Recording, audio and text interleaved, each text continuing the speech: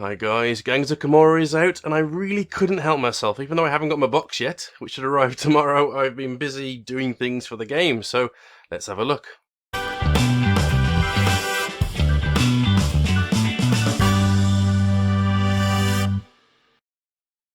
Okay, so the first thing I wanted to show you guys was the replacement that I've been working on, or some kind of replacement for the spires that come in the box.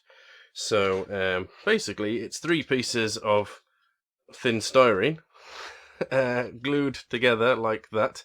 Of course, I cut them all with the silhouette machine to be the same, and then glued them together, which was quite tricky, but I got the hang of it eventually. I developed a technique involving small bulldog clips that seemed to work quite well. This was the first one I worked on, this design here. I made 2 of them. This one I've started putting a few details on, which I'm not sure about at all. I'm drawing blanks when it comes to actually detailing any of these faces. So again, if anybody's got any ideas on detailing these faces here, what I can do, shove them down in the comments. I would love to hear what your thoughts are. And then what I did was, so this one's pretty cool. This one here came about from the additions I made to this one. So these 2 started off the same, as you can probably tell there. They've got the same base shape, and then I added these bits in between, which you can see if I go here.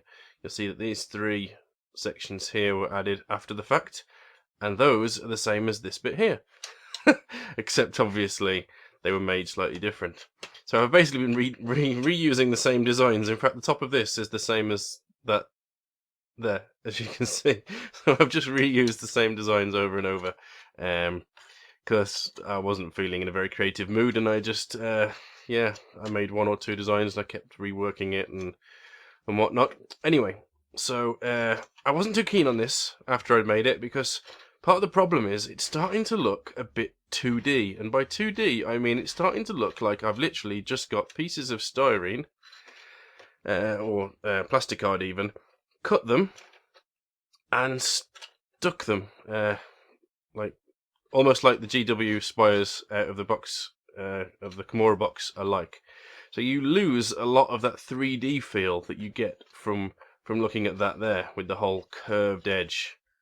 It doesn't translate well. It goes from looking like a very 3D object and quite cool to looking like somebody's just got flat pieces of plastic card and slapped them together.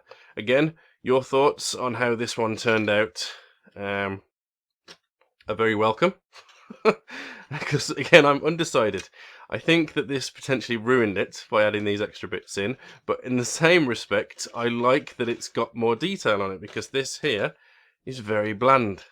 Anyway, so these I'm going to be putting loads more detail on here once I figure out what I'm going to do. Better than this, hopefully. Obviously more of it. And then I'm going to paint them up to look lovely. So I'll just get those out of the way. The second thing I wanted to show you is I've been working on the turning arc. So the ones that come in the box are all fine and dandy. Now you only get 2 of them though, 1 for each person. The problem with that being that I envisage is that you're always going to have to move it from model to model.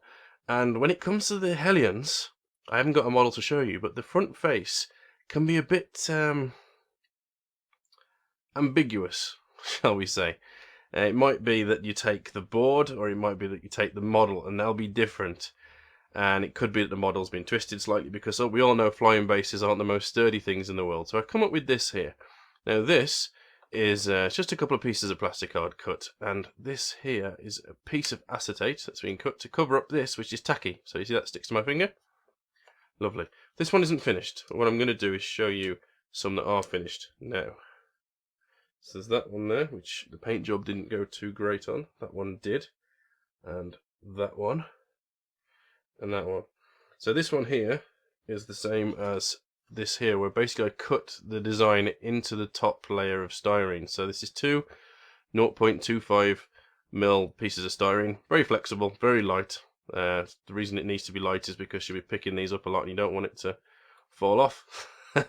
And then I used this stencil here, which again was cut in exactly the same way as this top layer of styrene here. Placed it over on this one. I just take the guy off, you can see there, and painted it. That didn't come out too, I'm not too happy with that one, to be honest. Again, that's literally just tacky. I use some M3 or 3M temporary spray adhesive. Use it with stencils and all sorts. It's how I can get this, which is now stuck to the table. It's how I can stick that to my finger and it not be a problem when it does. For the rest of them, I didn't cut them into there. I thought it might be better if, let me put that back on, if I just sprayed it straight onto the base. So that's what that comes out like, as you can see there. Now I've used 2 arrows. The reason for that on each of these angles, and that is so that you can get the line. So if you're working from, if you just put an arrow on the outside edge, it can be a bit tricky to, well, I suppose if you're working from the stem, it's not too bad. But just having 2 arrows on there allows you to aim your tape measure a lot easier. Now, the good thing about this is as much as you knock the guys and they fall off, you don't have to worry about where the base was, unless you move the base, of course. The base is always going to be pointing where you were pointing, and because movement and the angle of your models is very important in this game, I felt it was important to have something which allowed you to always keep track of exactly where your models were, which direction they were pointing, all that good stuff. And I figured it would save time as well. Because literally, if you're playing and your guy's like that, and you want to move him, you just straight away grab the measuring tape, boom, stick in a direction, go. You don't have to get the token out, put it down, make sure it's in line with exactly the way that the guy was facing, all that nonsense. It's already done. It's already stuck to every single one. And again, they all peel off really, really easy. And again, stick on really easy. That one's backwards. But yeah, so that's what I've been working on. And I'm really chuffed with them, to be honest. I think they look really nice. Not only just the paint job that's going on here, but also the way they work. And yeah, I'm pretty chuffed with them. There's a couple more to do. As you can see, I've got this one here. I've got more that are cut that need working on. These haven't even had the tackiness added to them yet. This is how they start life, looking like that. Just basically 2 pieces of styrene. And then I have a little disc like this, which I stick onto that part there, which will keep them fresh between uses, because obviously the tacky will get dusty and whatnot, and that just keeps them fresh and happy. So yeah, lots more to do. I think the maximum count of models for a small game type, which is one I'll be playing most, I think, is 20, 10 per person. So I've got another 14 of these to make, or rather 14 of them to paint, which is exciting. Depending on how you look at it. Right then, guys, I think that's all I wanted to cover.